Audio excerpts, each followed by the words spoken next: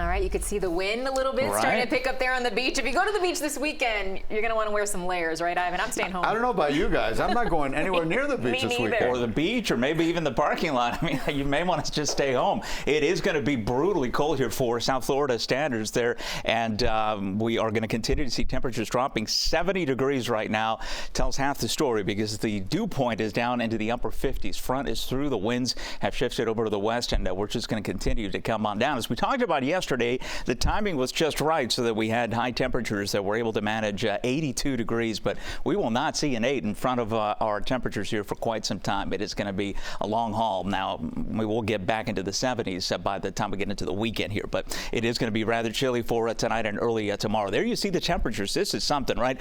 Next radar network picking up on the band of showers that came through. We had a couple of advisories there for some strong winds, and there you see the temperatures going from 81 to 71 as the front came in just about an hour. And of course, that's coming in with some very gusty winds as well. We're clocking in around 20 to 25 miles an hour. We're going to continue to see wind gusts approaching 30, perhaps even a little north of 30, down towards the Keys with less land friction there. We'll manage some gusty conditions through tonight. And the winds are not going to subside. That is the problem, because as the temperatures continue to drop, the wind is going to keep that wind chill factor in play for us through tomorrow morning. Then we do turn milder for Monday on MLK Day, service day there, and we are going to see temperatures beginning to recover. But first, we have to get through 2 days or 2 mornings with some very chilly numbers here. Tomorrow, the wind more of a factor. The temperatures will be in the mid-40s. That's cold enough, but the wind chill will make it feel in the upper 30s. The wind chill advisory stops at the Palm Beach Broward line there. So if you're headed up north, keep in mind it's going to be even colder.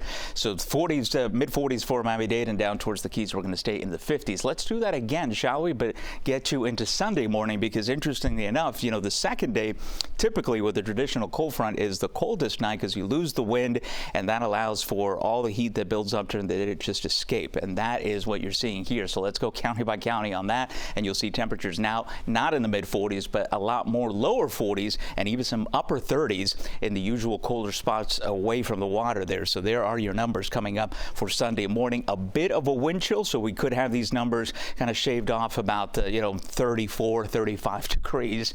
So colder than Christmas. The difference, as I've been talking about, is that this is more of a traditional front boundary that will get sunshine the entire weekend behind the front. Obviously, boating conditions have gone downhill here. Small craft advisory for the Atlantic waters, for the Keys, coastal waters, bays will be very rough. Seas out there 4 to 6 feet.